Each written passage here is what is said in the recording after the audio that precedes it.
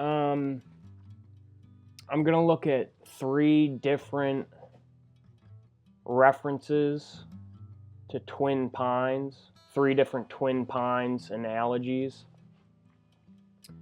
The first one is in nature. The second one is relating to the adrenal gland and the pineal gland and the neurotransmitters, epinephrine and norepinephrine, epinephrine. And the third one is a story in the Kebra-Nagast, the Ethiopian Book of Kings, chapter 20, about the kings of Rome and the kings of Ethiopia being basically some parallel or directly the north and south kingdom of Israel and Judah, and the 2 royal lines of Israel, the kings of Ethiopia and Rome meeting on neutral ground, Jerusalem, in the middle to divide the whole world between them, and both having the joint title of King of Ethiopia, which is PINEAS, the title, PINEAS, twin PINEAS, King of Rome, King of Ethiopia, meet in neutral ground, PINEAS, in the middle to divide the whole earth between them, like Shaxamaxon, the Lenape word, neutral ground for where kings meet, Philadelphia. And then I'll see what I have time for. I might have to push it into another video. But then the adrenal gland and the Phrygian cap in regards to Rome. And the adrenal glands. That's what the Phrygian cap really is. I'll just get it all out up front. They throw a red herring and show you that it's the gallbladder. It's not. It's the adrenal gland, which produces norepinephrine, activating the pineal gland, the fear response, the psychotronic fear response.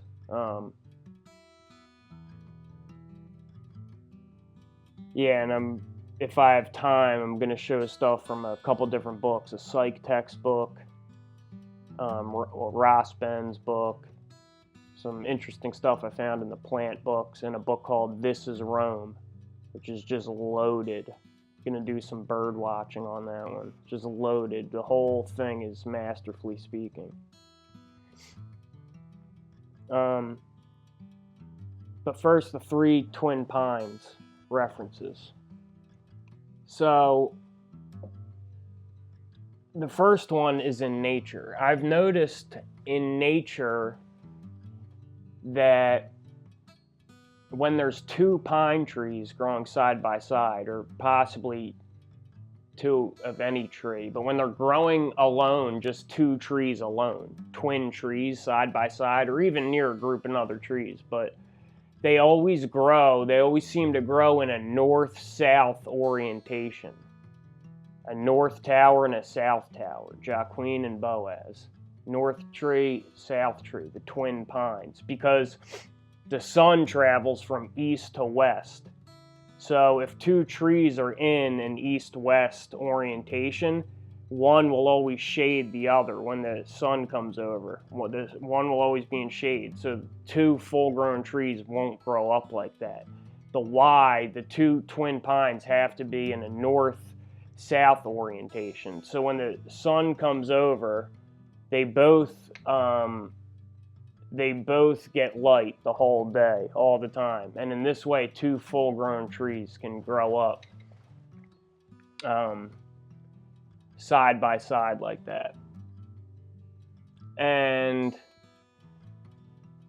this is a metaphor for man, because it's like the trees are planted when you are planted. As a little child, you look out and you see everything that is. And these 2 little seedlings are just starting to grow up before you. And as you grow older and the child grows into the man, these 2 trees grow up. also into two giant mighty trees with giant trunks. And you're standing so close to them that over time, instead of seeing everything that is, you only see what's between the two trees. They grow up so big and wide, they completely obstruct your field of vision. And all you can see is between the two trees. And these are the two pillars of merit and liability, or mercy and severity. They're the us and them, the past and the future, why and why not.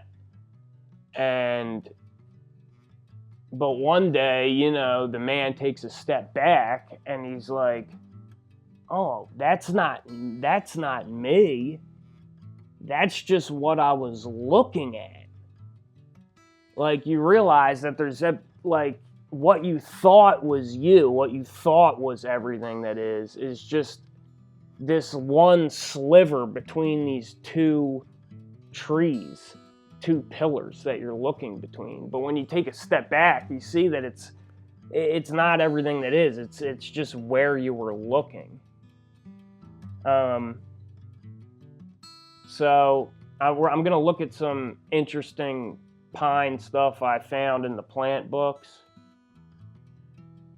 But first, have you guys ever heard of the Egyptian onion? Thought this was kind of interesting here. The Egyptian onion. Most people are familiar with the onion, a plant which is unremarkable as a plant but quite remarkable as a food. Blah, blah, blah. But most people are unfamiliar, few are familiar with the onion family's curiosity, the Egyptian onion. The most curious, listen to this, the most curious thing about the Egyptian onion is that it develops bulbs at the top of its slender green shoots, as opposed to the typical onion, which develops its bulb at the bottom. The bulbs are set in the ground and send up shoots typical of onions, but instead of a seed head, the Egyptian onion develops a bulb, which sends up its own shoot, which develops a bulb, and so on. Of course, the weight of several stages of bulbs eventually bends the plant to the ground, where the stalk end bulbs can take root and establish themselves as new plants.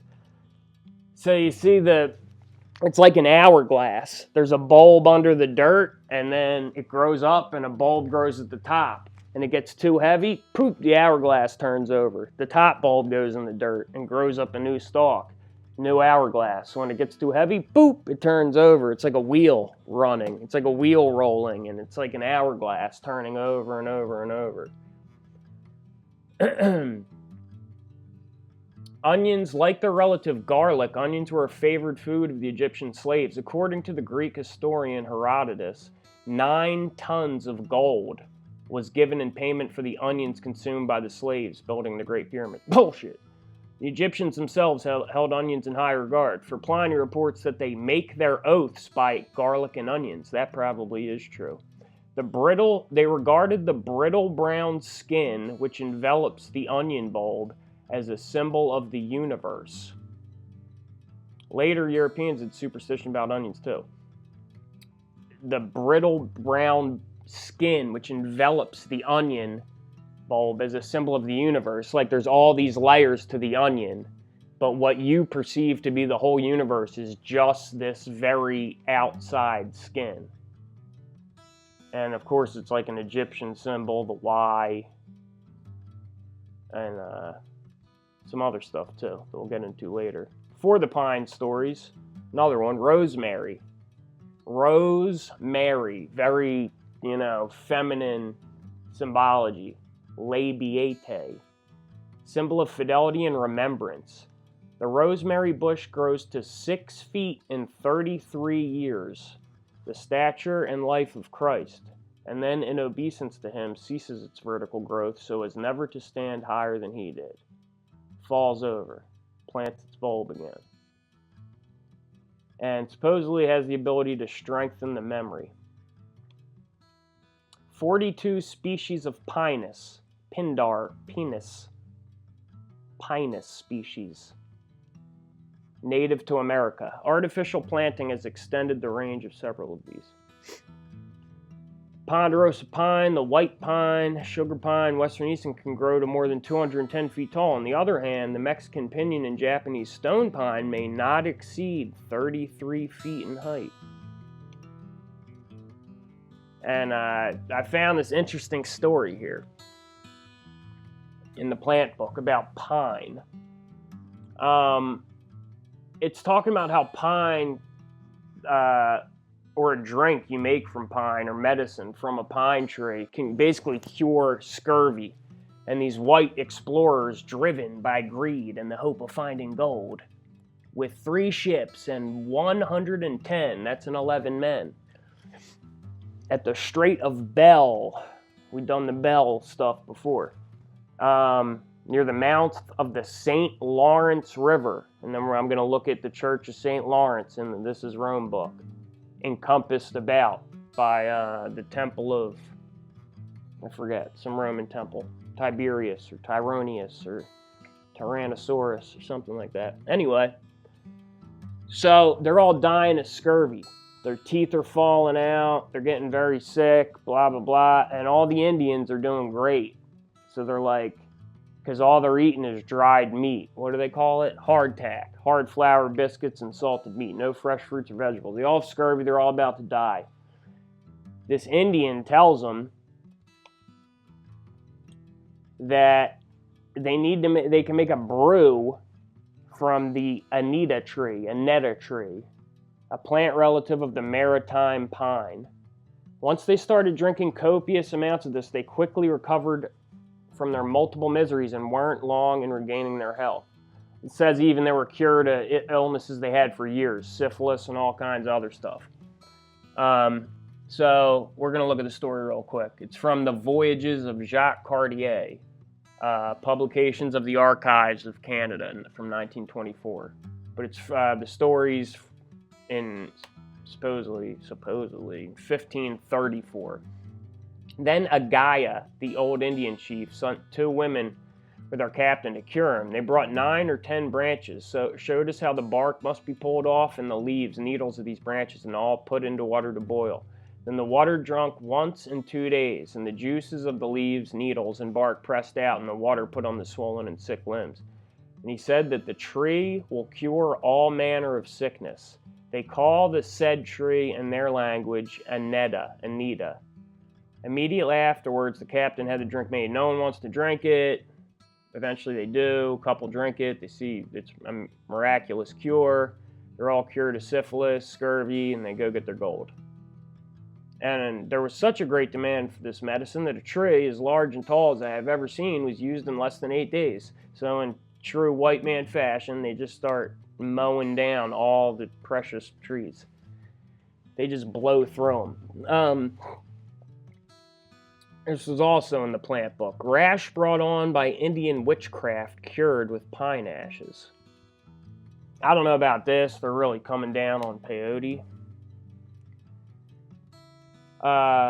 This story is about 2 Lee Indian reservation ranchers. One a user of peyote, the other abstainer. 1965, blah, blah, blah. They get in an argument.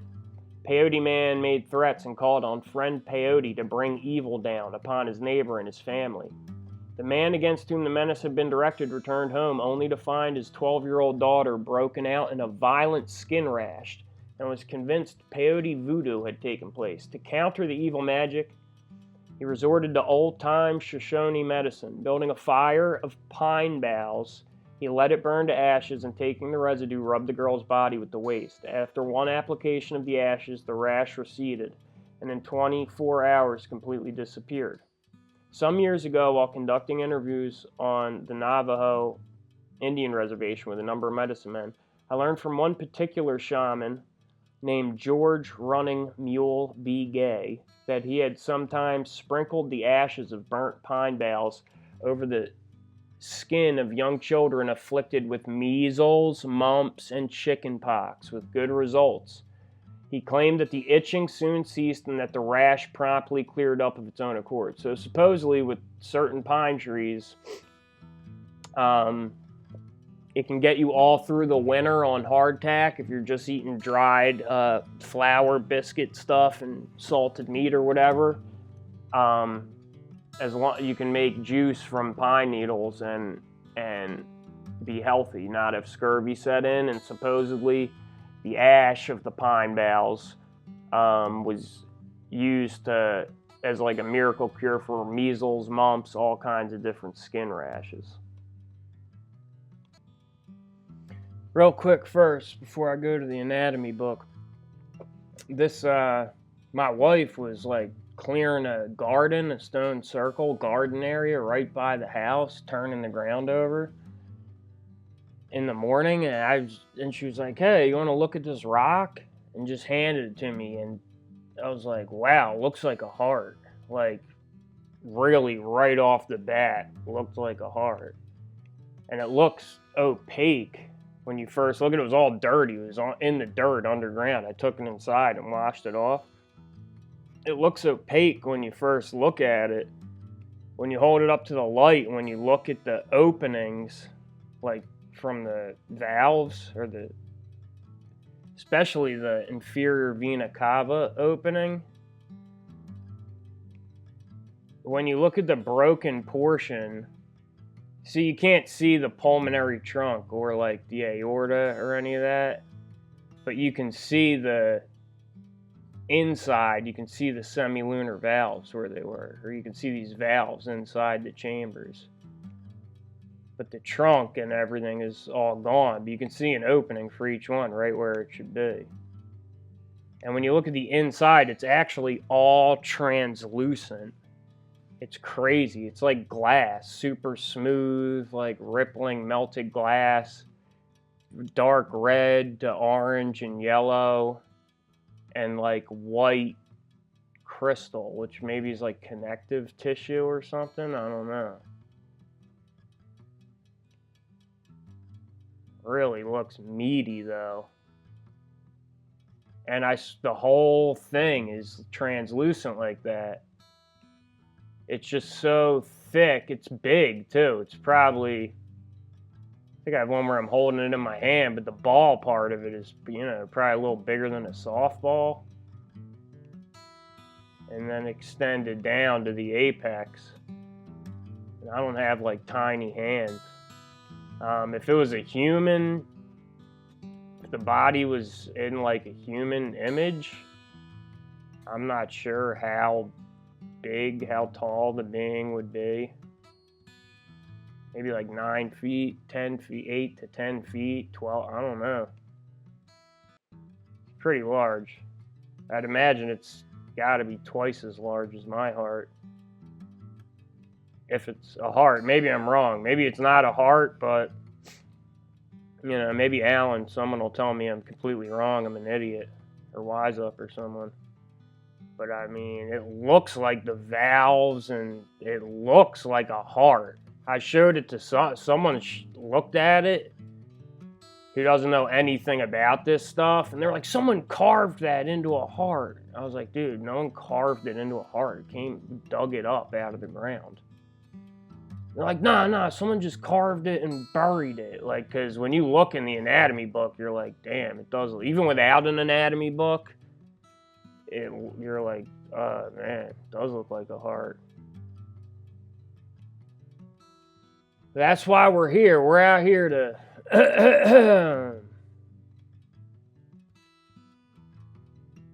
we're here to shake things up.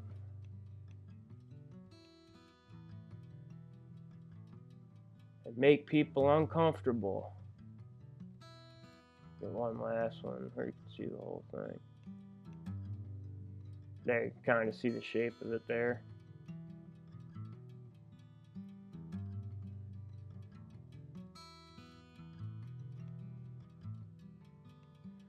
I don't know. What do you guys think? Big old red stone heart looking all meaty and crystallized. Gemstone. That's what people will tell you though. If you really back them into a corner, they'll be like, you hoaxed it. You carved that and buried it. You believe that? That's why we're here, to make people uncomfortable. Shake things up a bit. All right, on to the anatomy book. No fun and games story time today. We in the books today. It's time for go to school. It's time for church today. Okay, the adrenal glands. It's like a little brain. It has a medulla and a cortex. It sits like a little cap on top of the kidney. The adrenal glands are closely associated with the kidneys. A gland sits atop each kidney like a cap and is embedded in the mass of fat that encloses the kidney. Very vascular, consists of two parts. The medulla and the outer part is the cortex. Irregularly shaped cells that are arranged in groups of blood vessels. It is intimately connected with the sympathetic division of the autonomic nervous system. In fact, these medullary cells are modified postganglionic neurons. It's really like a little brain, okay? It's got neurons in it, and preganglionic autonomic nerve fibers lead to them from the central nervous system. See, you have neurons I believe, in your gut, here in your adrenal gland, sitting like a cap atop your kidney, and then up in your brain. We have multiple brains. See, it's like a little brain sitting on your kidney with neurons in it. Figure 1111, that's a good sign. That means we're on the right track here. We're on to something here. Okay, after this, I'm going to show you, this is the Phrygian cap. They're going to tell you it's the gallbladder. Hormones of the adrenal medulla. The cells of the adrenal medulla secrete two closely related hormones, epinephrine and norepinephrine, the twin pines, epinephrine and norepinephrine. These substances have similar molecular structures and physiological functions. In fact, epinephrine, which makes up 80% of medullary secretion, is produced from norepinephrine. So it goes in a sequence in the adrenal medulla, where first an amino acid called tyrosine is converted into a substance called DOPA by an enzyme in the medullary secretory cells, secretion. DOPA is changed to dopamine by a second enzyme, dopamine, one of the pleasure, like serotonin neurotransmitters, by a second enzyme. And dopamine is changed into norepinephrine by a third enzyme. And then epinephrine is produced from norepinephrine. And these are comparing the effects. It's basically a fight or flight response, a fear response from your adrenal gland. Heart rate increase, force of blood pressure increases, vessels dilate, increased blood pressure, increased cardiac output, airways dilate, reticular formation of brain activated. Promotes the change of glycogen to glucose, increases blood sugar, metabolism increases. Interestingly, it says norepinephrine, most of these little or no effect. Epinephrine is produced from norepinephrine. So norepinephrine has little effect, epinephrine does.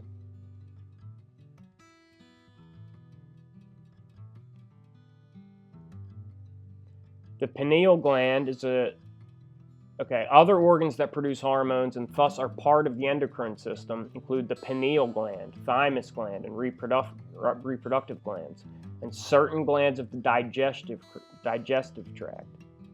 The pineal gland is a small structure located deep between the cerebral hemispheres, the neutral ground, Jerusalem, Shaxamaxon, deep between the cerebral hemispheres, where it is attached to the upper portion of the thalamus near the roof of the third ventricle. Its body consists largely of specialized pineal cells and neurological cells, which provide support. Figure 11.1. Good, we're on the right track. Although the pineal gland does not seem to have any direct nerve connections to other brain parts. You see, it's like a supercomputer. It's like the D-wave, quantum computer. No direct nerve connections to other brain parts. It's completely isolated, separate. Neutral ground in between, in the center of the earth. Insulated, neutral ground. Norepinephrine released from these, okay, look, does not seem to have any direct nerve connections to other brain parts. Its functional cells are innervated by postganglionic sympathetic nerve fibers. Norepinephrine released from these fibers apparently stimulates the pineal cells. Norepinephrine stimulates the pineal cells. Okay? Remember the adrenal medulla, the adrenal gland, the Phrygian cap sitting atop your kidney, produces the twin pines, epinephrine, norepinephrine, which activate your pineal gland, fear response. Sitting in the very middle of your brain. I think it's interesting too that this, because I just buy all these books used for like $1 off eBay or from the Salvation Army or whatever. And this anatomy book, you can tell her teacher told her just not to worry about pineal gland. Just cross it out. It's nothing, just stupid. Just cross pineal gland out. Look at this, L-O-fucking-L. Although the function of the pineal gland remains in doubt, there is evidence it secretes at least one hormone, melatonin. Like, they know everything else about everything else, but they have no idea what the function of this is. They know everything about everything. They know why. They can tell you why everything happens. But pineal gland, it doesn't seem to do anything. Yeah. This is where normal people just quit. Like, they realize, they're like, I'm getting this feeling like the screen is lying to me for some reason. Like, they know. Yeah, the pineal, yeah, this does that, we know everything. Learning is over. Science ended. We're gods of the universe. Science, we've conquered it. Oh, pineal, yeah, who cares? Doesn't do anything. We don't know. And the normal dude's like, the screen is lying to me. But then he realizes, like, oh shit, that's what science really is? Like, I actually have to find out for myself. Like, that's what empirical evidence actually means. Like, I have to experience it, collect it. That science means that I have to figure it the fuck out for myself. Whew. He's like, sounds like I gotta spend a lot of time. I don't have that kind of time. You know what I mean? So he just forgets that the screen is lying. He's like, screen's probably right after all. Probably doesn't do anything. Your lateral ventricles, that's the ram's horns. The ram that the Lord gave to Abraham to sacrifice instead of Isaac. And the third ventricle from the front is the Y. Remember, the pineal gland, it's sitting at the top. Where is it at? Sitting near the roof of the third ventricle. Okay, from the front, the third ventricle, that's the Y. Sitting at the roof of the third ventricle. Pineal gland. The lateral ventricles, I think that's first and second, are the ram's horns. Then we got from the side, from the front, it's the Y, the third ventricle. From the side, it's the raven's head, feeding Elijah in the wilderness. The ravens. Or picking the guy's liver out, or whatever they do. It's the bird. Look at that bird. Look at that bird head. Look at them ram's horns. Look at that bird head. That's where your pineal is, up in the top of the bird head, up in the roof of the Y. Right at the crux of the Y, up in the bird head. But it probably doesn't do anything. We don't know what it's doing. Just forget it. No big deal.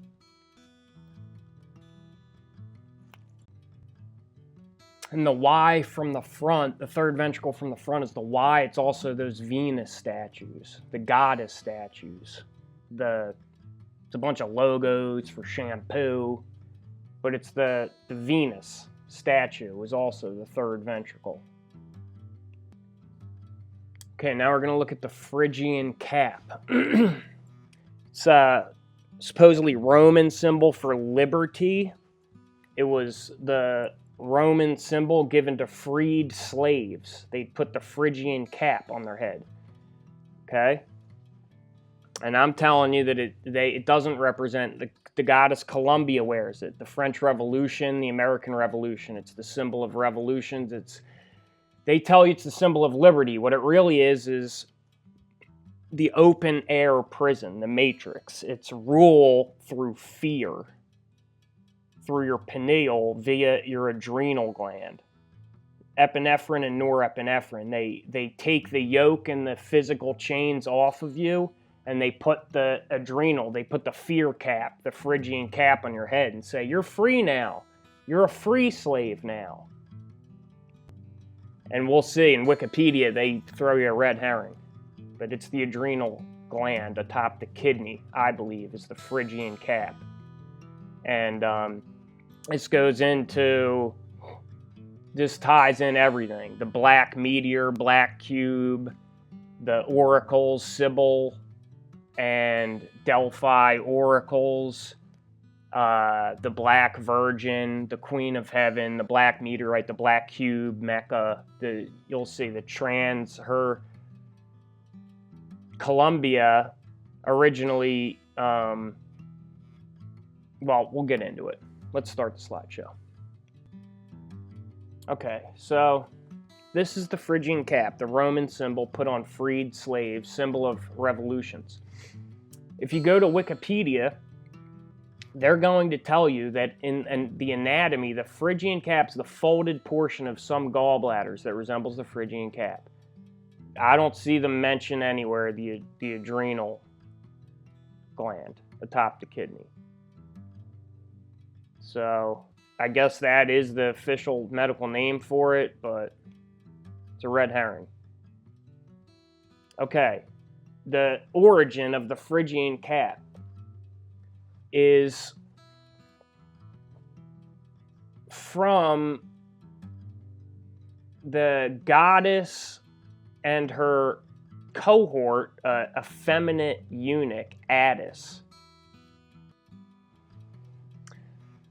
Okay, the Phrygian cap, or liberty cap, is a soft conical cap with the apex bent over, associated in antiquity with several peoples in Eastern Europe and Anatolia, including Phrygia, Dacia, and the Balkans. During the French Revolution, it came to signify freedom and the pursuit of liberty, although Phrygian caps did not originally function as liberty caps. The pileus, the felt cap of emancipated slaves of ancient Rome, which was an attribute of libertas, of liberty, Roman goddess of liberty. Okay, these are the origins of the Phrygian cap.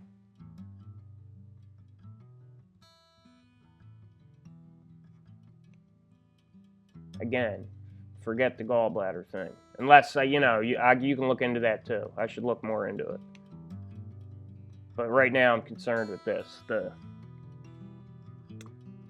A number of national personifications, in particular France's Marianne, are commonly depicted wearing the Phrygian cap. That's like their Lady Liberty. In Rome, Sybil became known as Magna Mater, Great Mother, like, the mother goddess. The Roman state adopted and developed a particular form of her cult after the Sibylline oracle in 205 BC recommended her conscription as a key religious ally in Rome's second war against Carthage. Roman mythographers reinvented her as a Trojan goddess and thus an ancestral goddess of Roman people by way of Trojan prince Aeneas. Remember that. Trojan prince Aeneas, because that's the name of the king of Rome, and PINEAS is the king of Ethiopia. Aeneas. As Rome eventually established hegemony over the Mediterranean world, Romanized forms of Sibyl's cult spread throughout the Roman Empire. Greek and Roman writers debated and disputed the meaning and morality of her cults and priesthoods, which remain controversial subjects in modern scholarship. So the Romans are like the Borg. When they're at war, when they're taking someone over, they take their gods and import them. They encompass them about, and they make them Roman. They incorporate them. Resistance is futile. You will be assimilated. They assimilate you, just like they assimilated Christianity.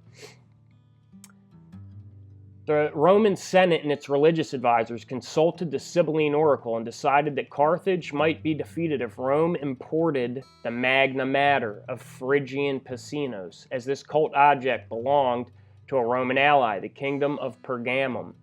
The Roman Senate sent ambassadors to seek the king's consent. En route, a consultation with the Greek oracle at Delphi. You see, this is what ties all the stories together. The Mata Magna, the Great Mother, Sibylline oracle, the oracle at Delphi, the dolphin, the womb, the matrix.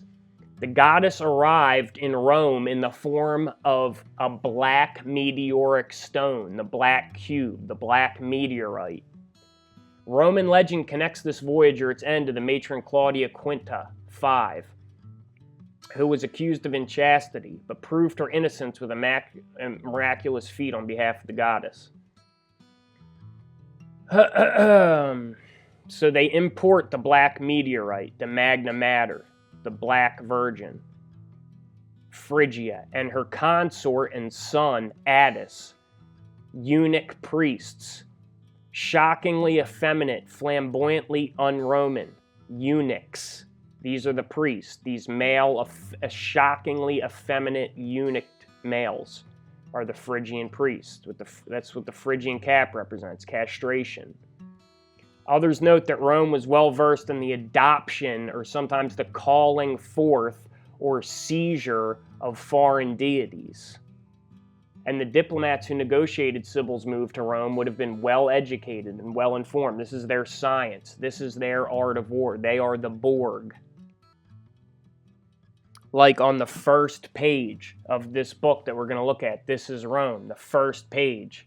The Temple of Antonius and Faustina in the Roman Forum encloses the Church of St. Lawrence in Miranda. You see, others note Rome was well versed in the adoption or sometimes the calling forth or seizure of foreign deities. This is such a powerful symbol on the first page of this book. The Church of St. Lawrence, it's encompassed about by the Roman temple.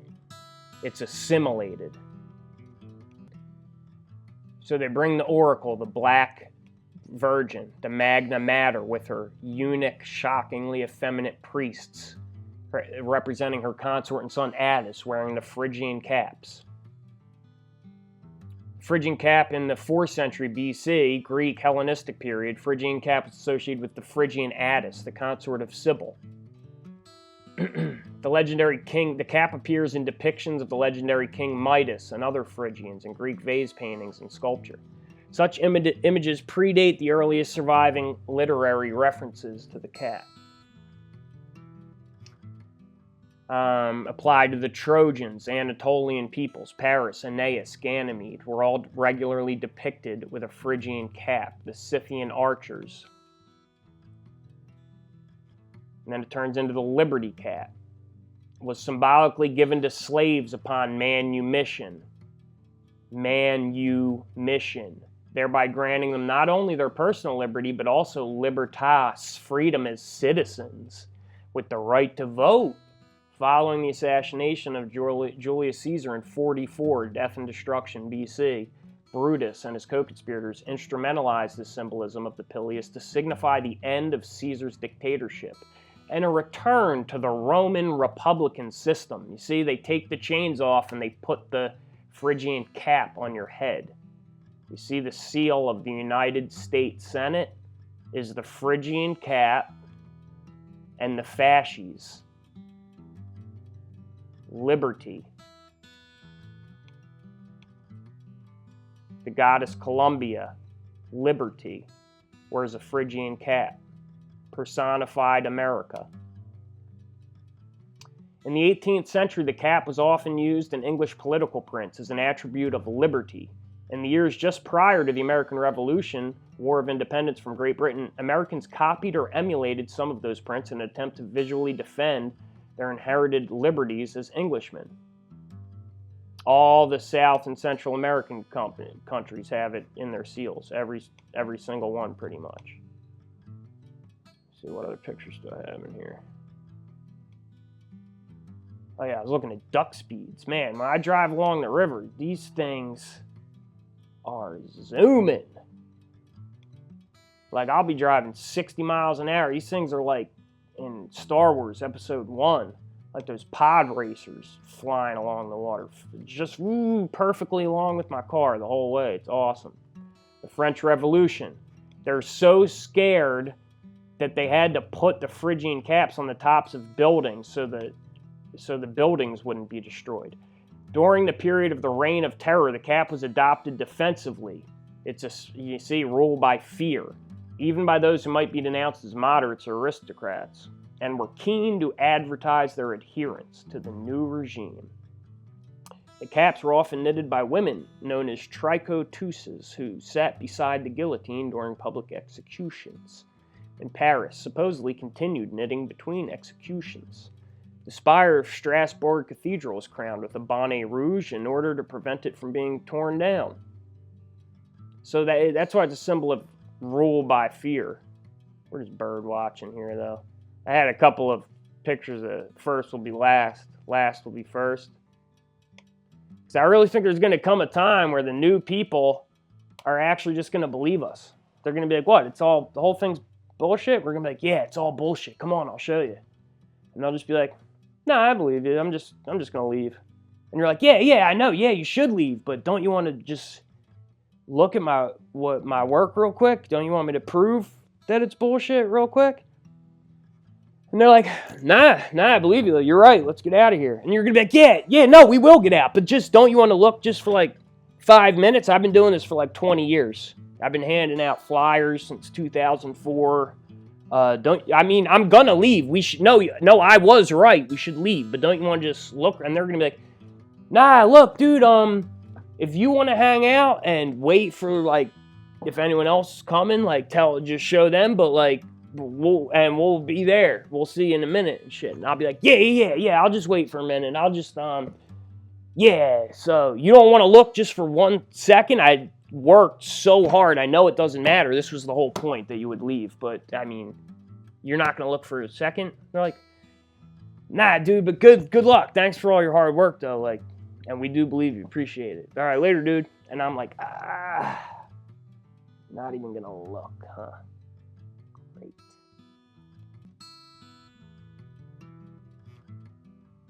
Haiti, Colombia. That's Haiti. It's Colombia, Phrygian cap. Ooh, what's that, a turkey vulture?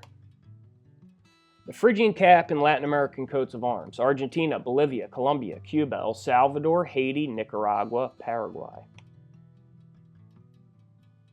French Revolution depictions. Goddess Columbia, American Liberty. Phrygian cap. Phrygia. The great state of Iowa. The great state of Hawaii. Young America. Wow, these are getting kind of wild here. Nicaragua and El Salvador, Argentina, they're getting loose. But these, they're like, put the pyramid with the eye and the sun and the magic wands and the holly leaves and the bees and the hives and the hexagons. They don't care anymore. They say, just really give it to them. Let's give the whole world democracy. What's democracy? Democracy is the belief that the common man knows what he wants and deserves to get it, good and hard. So, that's the Phrygian cap. the twin pines, ruled by fear, epinephrine, norepinephrine. Now, we're going to move on to the two kings, dividing the whole world between them, meeting in Jerusalem. The two lines splitting in Israel, dividing the north and the south. Rome and Ethiopia, PINEAS and ENYA. Remember in the plant book, Anida and pine, ENYA and PINEAS. And also in the Phrygian cap, the Trojan, Aeneas. Okay, now we're going to look at the twin pines in the Kebra Nagast, chapter 20. I don't have a copy of the Kebra Nagast, so I took this from Ross Ben's book. I highly recommend his work in general, so check his books, videos, website, whatever out. A lot of cool stuff about Philly, but all kinds of other stuff also. Really good research. So from the middle of Jerusalem and from the north thereof to the southeast is the portion of the emperor of Rome. And from the middle of Jerusalem, from the north thereof to the south and to the west and to western India is the portion of the emperor of Ethiopia. The emperor of Rome is the son of Solomon from Rehoboam. And the emperor of Ethiopia is the firstborn and eldest son of Solomon. Okay, so they two kings of the whole world meet in Jerusalem. Okay? And the king of Rome and the king of Ethiopia and the archbishop of Alexandria, now the men of Rome were Orthodox, were informed that they were, well, we'll skip that part. The king of Rome, ENYA, and the king of Ethiopia, Phineas. King of Rome, ENYA, and king of Ethiopia, PINEAS, meet in Jerusalem. And those two kings, Justinus, the king of Rome, and Caleb, the king of Ethiopia, met together in Jerusalem. Established the faith and love, and they were to give each other gifts and the salutation of peace. And they were to divide between them the earth from the half of Jerusalem, even as we have already said at the beginning of this book. And for love's sake, they were to have jointly the royal title of King of Ethiopia. King of Ethiopia, PINEAS. Okay, so they meet in the neutral ground, the middle ground, Jerusalem, and divide the whole earth between them. And they were to have jointly the royal title of King of Ethiopia, PINEAS. So they're the twin pines meeting in the middle, like the pineal, no direct nerve connections, completely insulated. Neutral ground like Shaxamaxon, where the kings meet. A neutral zone for the natives, where they held council. As a neutral zone, natives did not live on or occupy this land and could not bring weaponry or engage in armed conflict. Where kings meet, Shaxamaxon. A neutral zone, just like this, just like meeting in Jerusalem to divide the whole earth, the twin pines, ENYA and PINEAS. Shaxamaxon, the neutral zone, where the kings meet, divide the whole earth. Shaxamaxon, like my favorite pedal in the world. I had to take my poncho off, it was way too hot. Maxon, the Shaxamaxon analog delay. No better delay pedal in the world. Analog delay. Shaxamaxon AD999. Ironically, probably the actual year that it was made. Not 1999, but probably actually AD999. Analog delay. Maxon. Ironically also made right here. It's a Japanese company, Maxon, but they're like distributed or whatever through Ibanez in PA. Ben Salam, Sons of Peace, Sons of Islam. Where'd that come from? Ross Ben talks about that too. And in New Jersey, Ampeg, all these amp companies. All kinds of stuff. Yeah, and those analog delay pedals, Maxon, they're expensive, but Even a original mint Space Echo wouldn't replace that for guitar. I mean, they're pretty expensive too. They're like $300, but even a Space Echo for guitar, I don't think can replace that pink Maxon analog delay pedal with the 4 Bucket Brigade chips. Is awesome. Anyway, Shaxamaxon. It's just like Jerusalem, where the 2 kings meet, the twin pines, twin PINEAS. These are some of the other Lenape names. Pequessing, place of mice. Shaxamaxon, where kings meet. Wakikwinski, pine trees at creek's mouth. And then when I saw this, the WWW, it reminded, I've been going through some of my old stuff lately since we've been at home. I found my old Boy Scout stuff. I was an Eagle Scout. I became an Eagle Scout shortly before I became a felon. But this WWW reminded me of something in Boy Scouts called the OA, which was like a little secret society in Boy Scouts where they initiate you as a very young boy.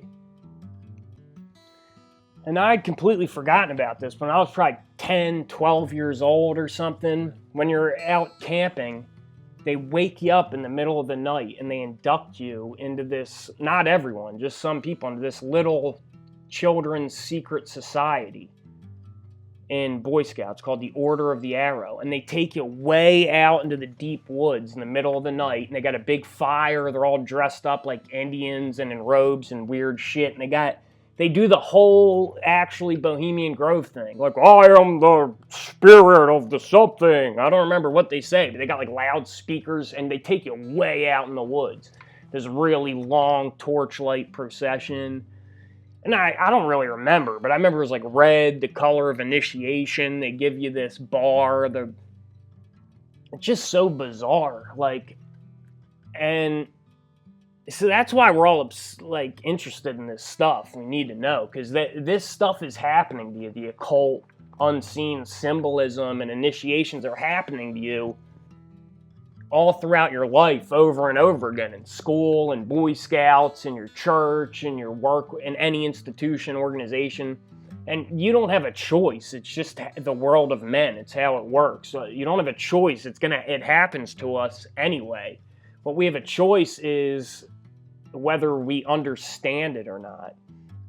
And I remember the logo or whatever. I don't remember what it stands for exactly. It might have been those 3 words, but their logo thing is WWW. Like, this goes way back. This didn't start in the 90s with the internet. Look at this patch.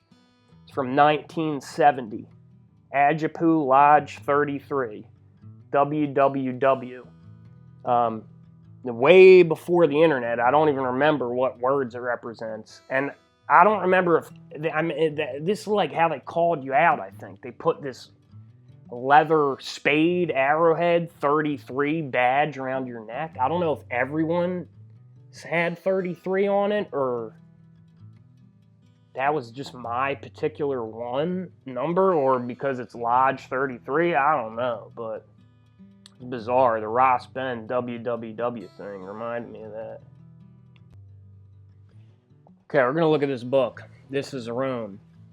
This is some photographer, bishop, Catholic bishop, who was real big in the, I guess, 50s, 60s. He was the main, like, radio personality before TV was big, Bishop Sheen. And this book is just loaded with symbolism. The whole thing is just an exercise in masterfully speaking. This back, I don't know what is on the back of this statue. If that's just bird droppings or just a lumpy ass bird droppings repair. But like, what is that? Look at the back of this statue. What an awful, atrocious repair. First page. Look how striking this symbol is. The Borg, assimilate. The Temple of Antonius and Faustina in the Roman Forum encloses the Church of St. Lawrence in Miranda. Okay, this is all kinds of, to see Rome through the eyes of a boy has certain advantages and certain disadvantages. This whole thing is some weird Peter Pan portal stuff going on here. Or maybe I'm nuts, I don't know. The advantage is that a boy sees it through a telescope, while an adult sees it through a microscope. Youth sees it big through the small end. Age sees its tiny details from the big end. What a tremendous fascination there is for a boy to see St. Peter's through a keyhole, as one of the photographs in this book shows him doing. You see, they never actually say, like, if you go back and watch the videos I did, Key to the Bottomless Pit and stuff, how it's obviously a key and a keyhole, St. Peter's and the square. But they never actually say that in this book. They just mention all this keyhole stuff real blatantly throughout. But there also could be a disadvantage in seeing Rome through the eye. See, this is, I think, masterfully speaking. He is apt to think the dead are dead and that Rome is very ancient. But to me, Rome seemed very young. The cardinal, he's all in the Vatican inner circle. You see, he says, the boy thinks Rome is very ancient. But to me, Rome seems very young. See, what's he saying, you know? What is this guy trying to tell you? The boy thinks Rome is very ancient. He sees it through a keyhole. But this guy says, I brought my grandson because I want to see Rome through the eyes of a boy. To see St. Peter's through a keyhole. Some weird Peter Pan stuff going on. They go to meet the Pope. Pope John the 23rd has 3 dimensions. First, depth, inasmuch as he is rooted in the soil, to the peasantry, to the earth. Base, to the common people. The Lord whom he represents called himself the Son of Man over 55 times. See, it's the number of man. 5, 55, 555. To indicate his oneness with humanity. That fellowship with mankind symbolized by the most common of names. Gross, common, base, common, gross. That's John. And then made more common still by raising it to the 23rd power. Like W, the 23rd letter, the M, the W. The 23rd power, 2 over 3, reveals him not only as the world's holy father, but also the world's holy brother.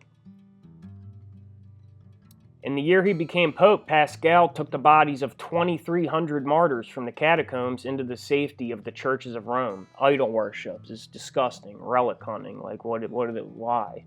But he was unable to find the tomb of St. Cecilia. Like Jude talks about Michael the Archangel hiding Moses' body so people don't turn it into an idol and,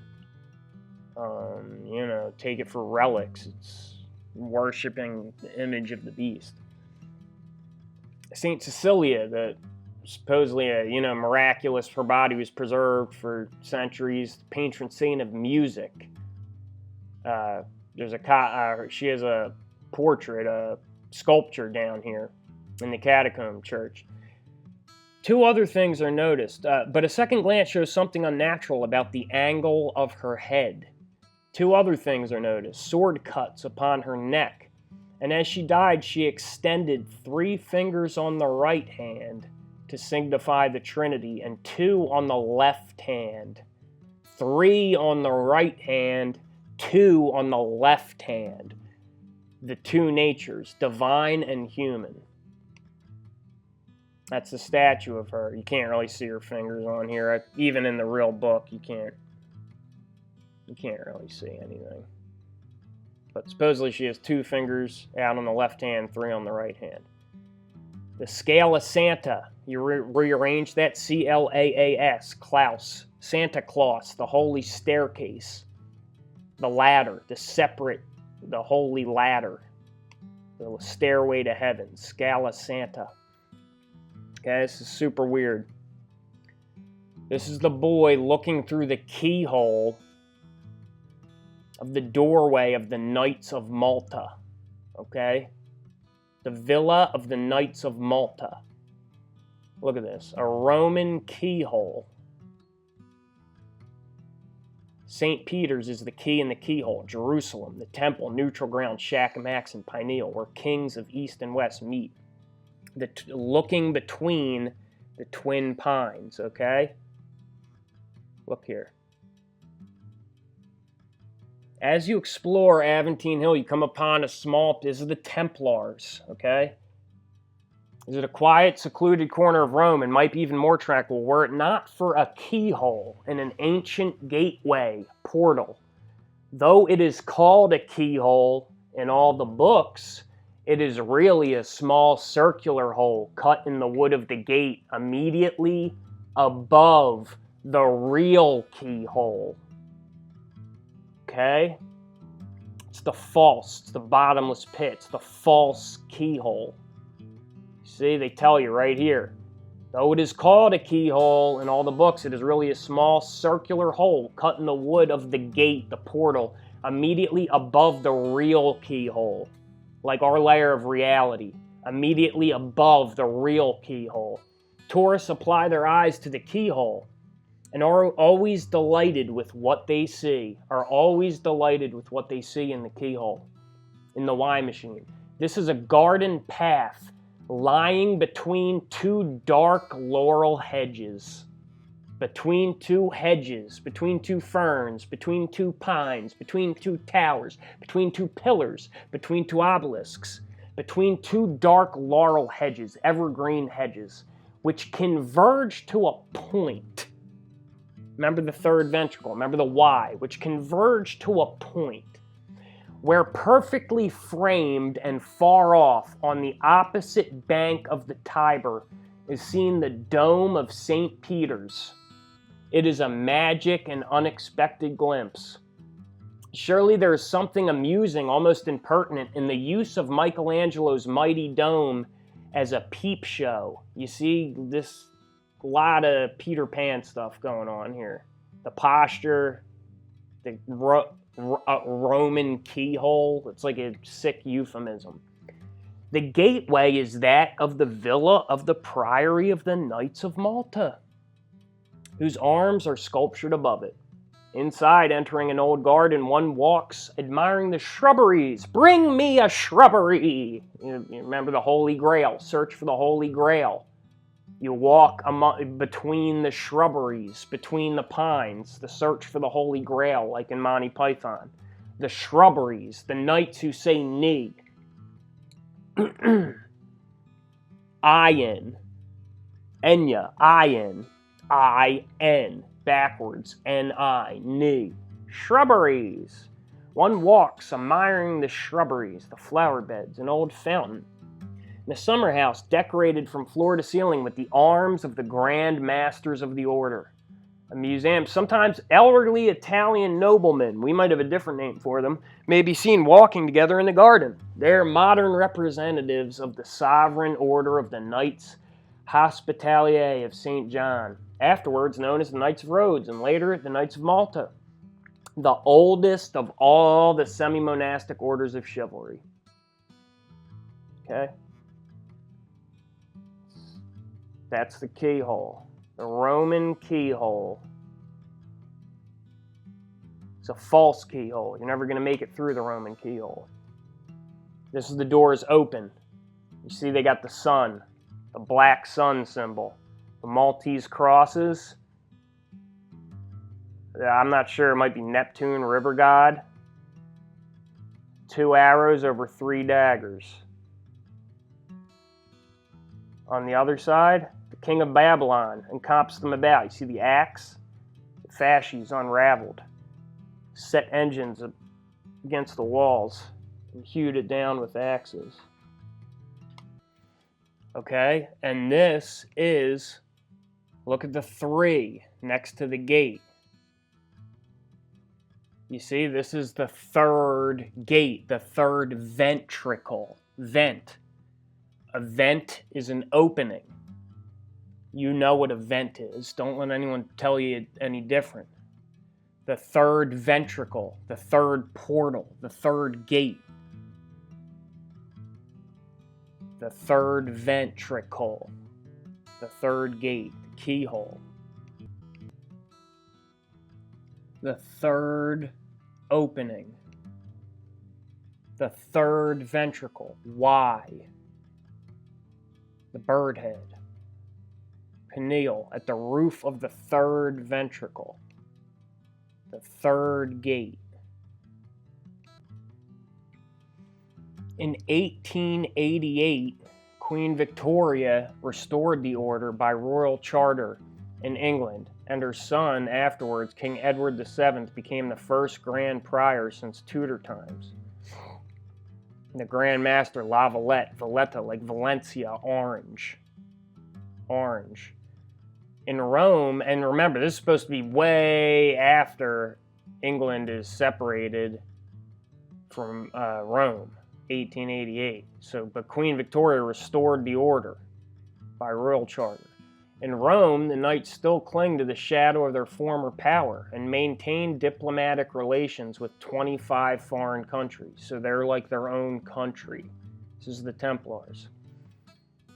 At the end of the Garden of the Keyhole is the Priory Church, where the banners of the different language groups, the famous langues, into which the order was divided, hang in the nave. These banners are of Aragon, England, Castile, France, Italy, and Germany. This is the keyhole to St. Peter's. You understand? The key and the keyhole, the gateway. In the old days, perhaps the most interesting feature of the gardens was the Papal Observatory, but this no longer exists. In the old days, the most interesting feature was the Papal Observatory, but this no longer exists. It has been removed to Castel Gandolfo, Gandalf. What does Gandalf do? He tries to keep everyone from, he tries to make sure no one else gets their hands on the Ring of Power. That's what Gandalf does. He's trying to destroy the Ring of Power. Today, the most important feature is Vatican Radio, a scene of round-the-clock activity. This up-to-date station is manned by the Jesuits, and broadcasts are given in nearly every language. So far, there is no Vatican television. This is an old book, obviously. One of the chief glories of the Vatican Gardens is the view of the Dome of St. Peter's, which from this viewpoint is seen just as its architect would have wished. In other words, this is where you're meant to see it from the Papal Gardens, from the radio station, from the radio tower, originally from the observatory. Then it goes on to everyone has to kiss St. Peter's golden toe, golden calf. A lot of weird kissing statues. This is the last page. The last page is teaching the youngsters the signs. It's throwing up the hand sign. Master Mason, water.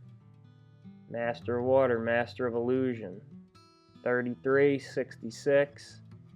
And W is the 23rd letter. Alright.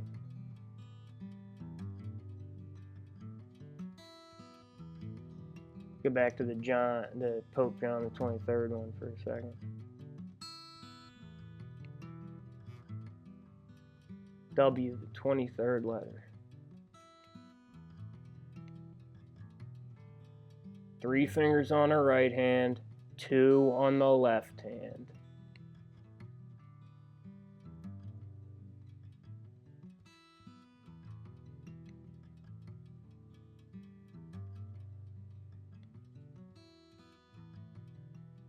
Garden of the Keyhole. The langues into which the order was divided. Vatican Radio, Vatican Observatory, where it's meant to be observed from. But the tourists observe it through the false keyhole, through the Roman keyhole. But you see, these guys, they observe it from the Papal Gardens. See Rome through the eyes of a boy. It's like seeing St. Peter's through a keyhole. Okay, and lastly in school today, we're going to look at the psych book, the psych textbook. Remember the Egyptian onion?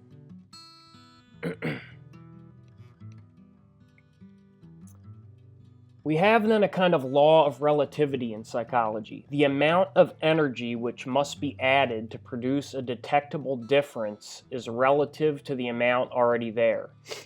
Weber's law. The above facts were first made explicit by the physiologist Weber in 1834, and the mathematical formulation is called Weber's law. I is the intensity of a stimulus. Delta I is the change in intensity, and K is the absolute minimum threshold of perception. Okay?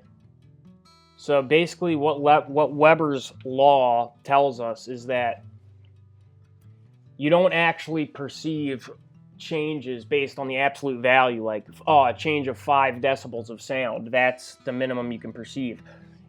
All your perceptible changes are relative. It's a ratio to the previous stimulus, okay? And the intervals are very interesting. A lot of 11/8ths, a lot of primes. The following illustrative Weber fractions have been taken from the work of various investigators. For each stimulus dimension, the absolute level of stimulus intensity at which the Weber fraction was determined is indicated. These are minimal values obtained under optimal conditions. Pitch. At 2,000 cycles per second, the absolute threshold, the minimal perceptible change for you to perceive a change in pitch, that's the most delicate sense. 1/333rd. I think that's 1/3 of 1%. Pressure at 400 grams, 1/77th. See, these are both 11/8ed. Visual brightness at 1,000 photons, 1/62nd. Weight at 300 grams, 1/53rd. That's got to be a prime. I don't feel like taking the thing down to look. Loudness, 1/11th. It's a prime. So now see, smell and taste, 1/10th, 1/5. They're the only two that are divisible by 5 or 10. Smell and taste. Skin pressure at 5 grams per square millimeter, 1/7th. So the range in sensitivities is 70-fold. From pitch, in which a difference of as little as 1/3 of 1% can be detected, to taste, in which there must be a difference about 20% or 1/5 before it can be detected. That's Weber's law. Intervals of perception. Look at them intervals. Bird watching. The luminous rod test. A luminous rod in darkness reveals personality.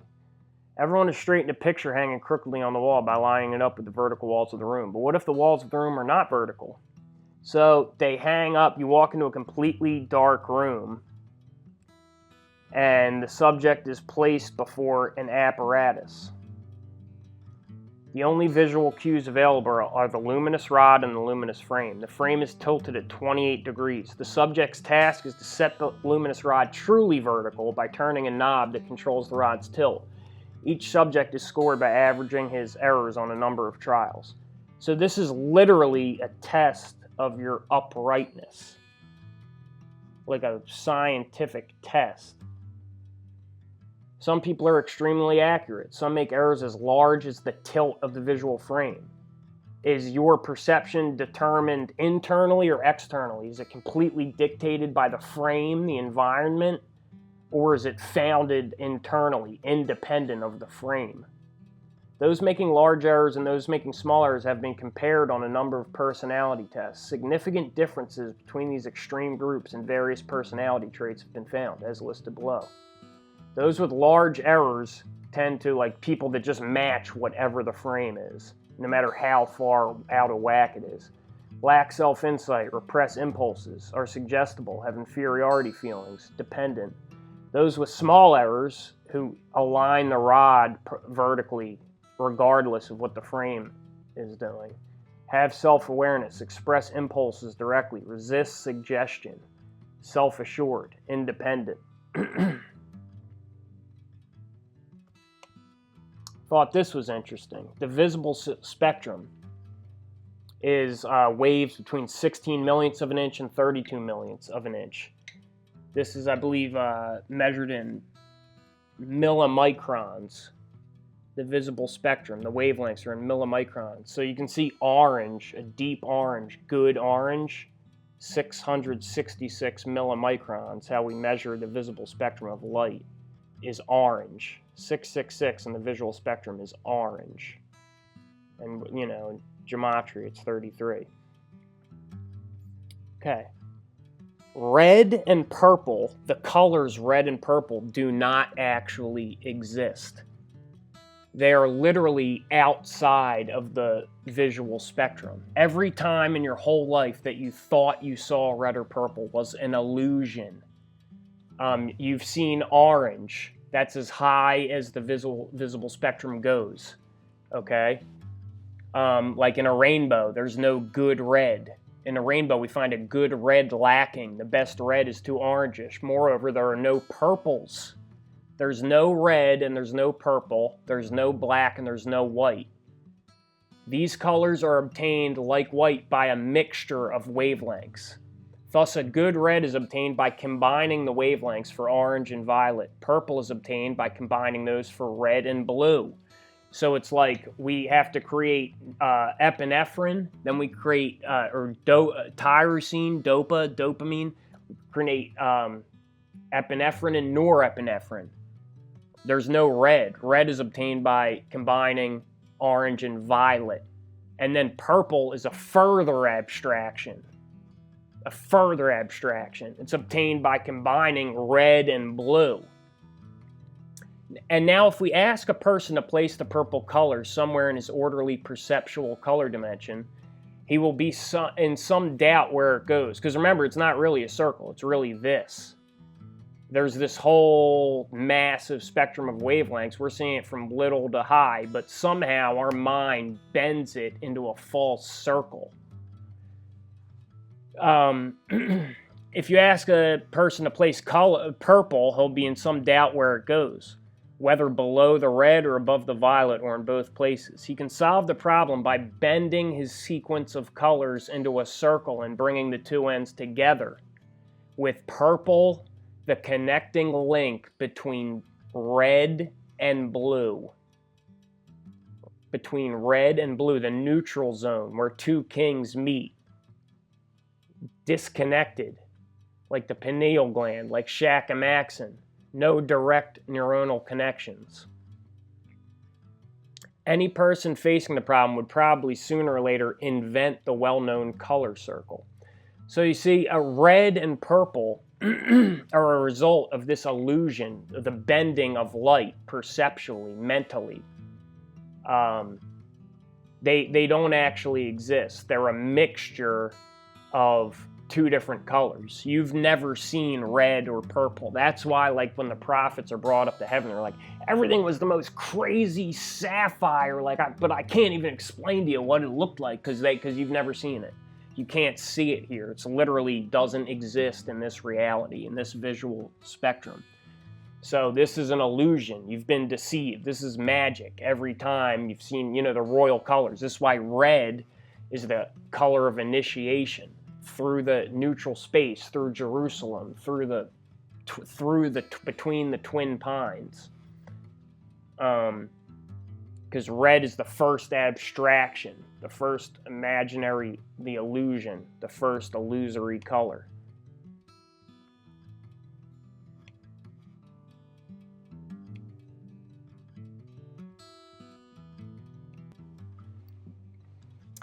This activity, this science, or passion for analyzing the underlying mechanics of reality generation doesn't have an end. There's no final goal. You never accomplish it. It's art.